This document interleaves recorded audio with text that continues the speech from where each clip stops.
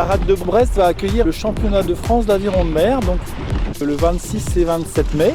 Les deux clubs, Viol Club Brest-Iroise et l'Aviron Brestois, se sont rassemblés en fait pour créer cet événement.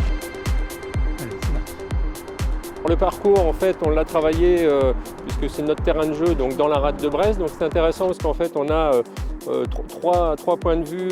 On est le long des côtes, en fait. On part du port du Moulin Blanc. On va ensuite virer notre première virée bouée au pied du pont qui est réservé aux piétons, donc on peut y aller.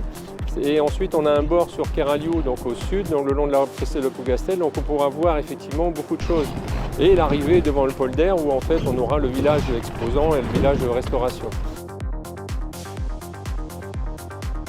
La rade de Brest, c'est vrai que c'est un super terrain de jeu. Il y a beaucoup de supports en fait, que ce soit de la voile, que ce soit du kayak, il y a vraiment tout type d'activité sur la rade de Brest. Après, au niveau biodiversité, c'est vraiment quelque chose de très riche aussi. On a vraiment un très vaste espace qui doit faire dans les 180 km² à peu près.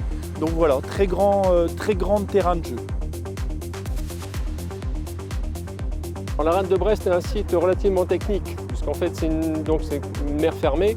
Donc en fait on a des vagues et des courants d'air assez variés le long du parcours. Et également donc, on a une façade marine voilà, qui est orientée ouest, donc on est vraiment dans les conditions de mer, avec des abris, suivant le vent d'où il vient, si on est plus sud-ouest ou ouest, et des vagues un peu courtes, et donc des bords qui vont être très variés. Les difficultés vont être principalement d'appréhender les variations des vagues et des vents et des courants également. Il y a pas mal de courants, on est vraiment l'embouchure de la rivière en Relais-Lorne. Et on aura également des bords assez longs qui vont permettre de départager et ensuite l'arrivée avec des bords très courts et des virements de bouée, là où il faudra faire preuve de beaucoup de technique. L'idée, c'est vraiment de rendre visible la partie des départs plus la partie du premier virement ici du pont de Plougastel. Ensuite, l'arrivée devant le polder.